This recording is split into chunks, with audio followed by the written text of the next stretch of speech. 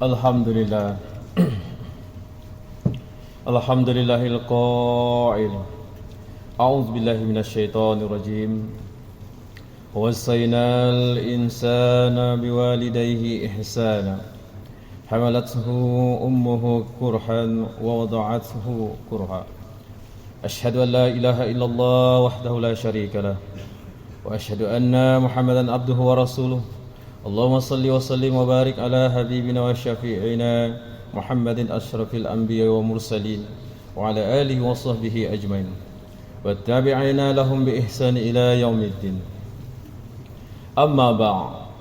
Fa ya ibadallah ittaqullah wa tazawwadu fa inna khairaz zadi taqwa faqad fazal muttaqun. Sidang jemaah Jumat yang dirahmati Allah Subhanahu wa taala. Marilah kita bertakwa kepada Allah Subhanahu wa taala dengan mematuhi perintahnya serta meninggalkan larangannya. Dan takutilah akan hari akhirat yang padanya seseorang ibu atau bapa tidak dapat menyelamatkan anaknya dari azab dosanya.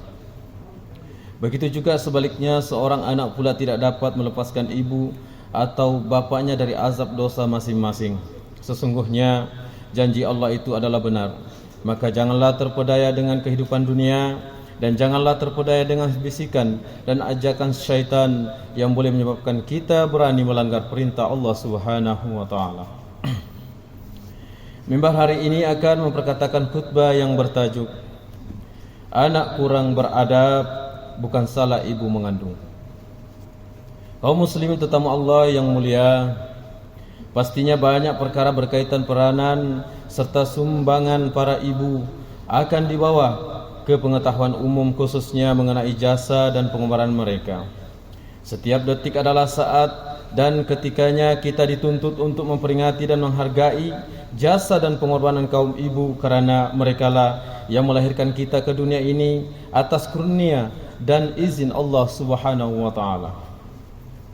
Abu Hurairah radhiyallahu anhu meriwayatkan bahwa seorang lelaki datang menemui Rasulullah sallallahu alaihi wasallam lalu bertanya, "Siapakah manusia yang paling berhak untuk aku layan dengan sebaik-baiknya?" Baginda menjawab, "Ibu kamu." Dia bertanya lagi, "Kemudian siapa?" Baginda menjawab lagi, "Ibu kamu." Dia menambah lagi pertanyaan, "Kemudian siapa?" Baginda menjawab untuk kali yang ketiga, "Ibu kamu." Dia bertanya lagi, "Kemudian siapa?" Baginda menjawab, "Bapak kamu." Berpandukan mafhum hadis tersebut adalah jelas seorang ibu memiliki hak 3 kali ganda berbanding seorang bapa untuk diberikan perhatian dan layanan dengan sebaik-baiknya oleh seseorang anak. Ini karena ibunya telah mengandung dengan menanggung kepayahan, dan apabila tiba masa melahirkan juga dengan menanggung susah payah. Ini mensyaratkan betapa besarnya tanggung jawab seorang anak untuk memuliakan ibu yang melahirkan dan membesarkannya dari sejak kecil lagi. Di dalam Al-Quran banyak ayat yang menyentuh tentang tanggung jawab serta peranan seorang anak untuk berbakti dan berbuat baik kepada ibu dan bapanya. Malah perkataan ibu dan bapak sering disebut secara beringan.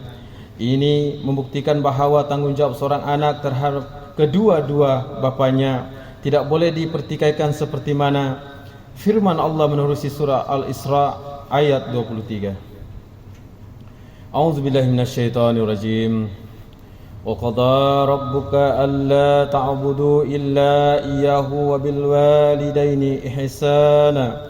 Imma yablughanna 'indakal kibara ahaduhuma aw kilahuma fala taqul lahumā uffin wa la tanharhuma wa qul lahumā qawlan karim.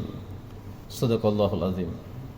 Maksudnya, dan Tuhanmu telah diperintahkan supaya engkau tidak menyembah melainkan kepadanya semata-mata, dan hendaklah engkau berbuat baik kepada ibu bapa jika salah seorang dari keduanya atau kedua-duanya sekali sampai kepada umur tua dan jagaan dan peliharaanmu, maka janganlah engkau berkata-kata kepada mereka sebarang perkataan kasar sekalipun perkataan hak, dan janganlah engkau menengking menyergahi mereka tetapi katakanlah kepada mereka perkataan yang mulia yang bersopan santun. Saudara jemaah yang dikasihi Allah Subhanahu wa taala, seorang ibu mampu menjaga dan memelihara anaknya yang ramai tanpa merasa terpaksa dan dipaksa. Tetapi anak yang ramai tidak berupaya belum tentu menjaga dan memelihara ibunya yang seorang sebaik mungkin. Malah ada di antara adik-beradik yang ramai itu saling mengharap-harapkan antara satu sama lain bagi mengambil tanggung jawab dan peranan menjaga atau memelihara kedua orang tua mereka. Antara alasan populer yang kerap diberikan bagi menjustifikasikan kesukaran mereka memberi perhatian dan penjagaan yang sewajarnya kepada kedua ibu bapa ialah sibuk dan tinggal berjauhan. Lantas ada anak yang sampai hati menghantar orang tua mereka ke rumah-rumah kebajikan yang menempatkan golongan warga emas. Lebih mendukacitakan, ada anak yang bukan saja tidak menghormati ibu bapa dengan mengherdik dan menengking mereka, malah tergamak, mengugut, mencederakan mereka jika kemahuan atau permintaannya tidak ditunaikan. Bahkan dalam beberapa insiden ada ibu atau bapa yang menemui ajal angkara perbuatan anak yang berang dan tidak berkemanusiaan. Jadi, apakah sikap serta tabiat anak yang kurang ajar dan biadab itu berpunca dari ibu yang mengandungkan mereka? Jemaah Jumat yang berbahagia, selain pengaruh rakan sebaya dan media sosial, sikap anak-anak atau generasi muda yang kurang adab dan tidak menghormati orang tuanya juga berpunca dari kurangnya fokus terhadap aspek pemberian pendidikan dan asuhan yang baik dan sempurna. Memberikan pendidikan serta contoh teladan yang sebaik mungkin kepada anak-anak merupakan antara pensahiran kasih sayang sekaligus berperanan membentuk sahsiah, akidah, intelektual dan emosi anak-anak. Kerana yang dicorakkan oleh ibu bapa ke atas anak-anak mereka yang diumpamakan sebagai kain putih itu menjadi penentu sama ada mereka tergolong sebagai Yahudi, Nasrani maupun Majusi. Perkara ini dijelaskan oleh Rasulullah SAW dalam sabdanya yang bermaksud, setiap bayi yang lahir adalah suci fitrahnya. Ibu bapalah yang menjadikan mereka Yahudi, Nasrani ataupun Majusi. Hadis radhiyallahu Bukhari dan Muslim. Mafhum sabda Rasulullah SAW tersebut menjadi isyarat tentang tanggung jawab serta peranan ibu bapa ataupun penjaga dalam membimbing serta mendidik anak-anak berlandaskan akidah, syariah dan akhlak Islamiyah. Penekanan ini sewajar dengan pendidikan yang diterapkan oleh Luqman kepada anaknya sebagai terakam di dalam Al-Quran. A'udzubillahi minasyaitonirrajim. Ya bunayya aqimus salata wa'mur bil ma'rufi wanha 'anil munkari wasbir 'ala ma asabak inna dzalika min 'azmil umur. Shadaqallahul azim. Maksudnya, wahai anak kesayanganku, dirikanlah sembahyang dan suruhlah berbuat kebaikan serta laranglah daripada melakukan perbuatan yang mungkar dan bersabarlah atas segala bala bencana yang menimpamu. Sesungguhnya yang demikian itu adalah dari perkara-perkara yang dikehendaki diambil berat melakukannya. Surah Luqman ayat 17. Para jemaah yang dikasihi Allah Subhanahu wa taala, menerusi ayat yang dibacakan sebentar tadi, kewajiban mendirikan solat bagi seorang kanak-kanak sebaik sahaja mereka berumur 7 tahun. Mereka perlu diajar serta dibimbing tata cara solat yang betul. Jika anak-anak tidak juga mengerjakan solat setelah berumur 10 tahun, maka mereka bolehlah dipukul atau dirotan dengan tujuan memberi pengajaran. Inilah tata cara yang dianjurkan Nabi SAW melalui sabdanya yang bermaksud, suruhlah anak-anakmu mengerjakan solat ketika mereka berusia 7 tahun dan rotan mereka apabila enggan mengerjakan solat ketika berusia 10 tahun dan pisahkan tempat tidur mereka. Hadis riwayat Abu Dawud. Tata cara ini dilaksanakan secara beradab. Ada tata susila dan konsisten, bukan melulu atau tujuan duniawi semata-mata. Ia dapat membina kepercayaan dalam diri anak-anak yang keyakinan terhadap diri sendiri dan keyakinan juga bagi ibu bapa untuk anak menunaikan solat dalam hidupnya secara istiqamah. Menyimpul khutbah minggu ini, khatib sekali lagi mengingatkan kepada diri khatib sendiri dan para jemaah Jumaat sekalian bahwa mencintai dan menyayangi anak-anak mestilah melalui didikan, teguran, nasihat dan juga panduan dalam kehidupan. Jika ada perangai atau tingkah laku anak yang kurang sopan, jangan cepat salahkan mereka, tetapi sebaiknya salahkan dahulu diri sendiri selaku ibu bapa. Bermuhasabahlah dengan menanyakan diri sendiri, adakah kita memberikan kepada mereka pelajaran yang secukupnya atau tidak.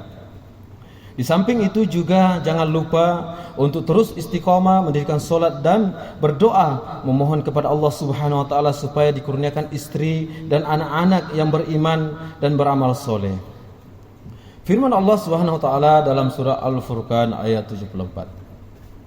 A'udzubillahi minasyaitonirrajim.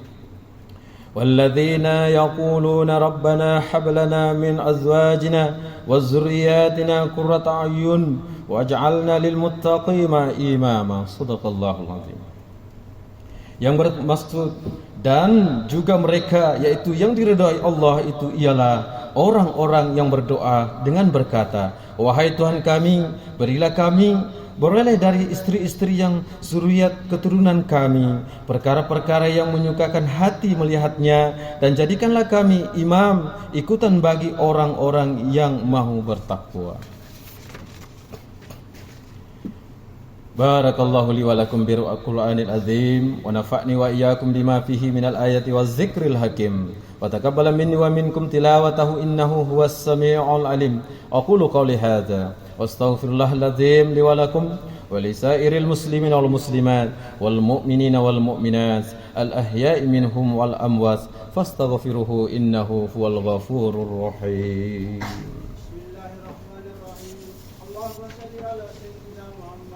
اللهم صل على سيدنا محمد اللهم صل على سيدنا وزهرنا ومصطفى ومولانا محمد والحمد لله رب العالمين.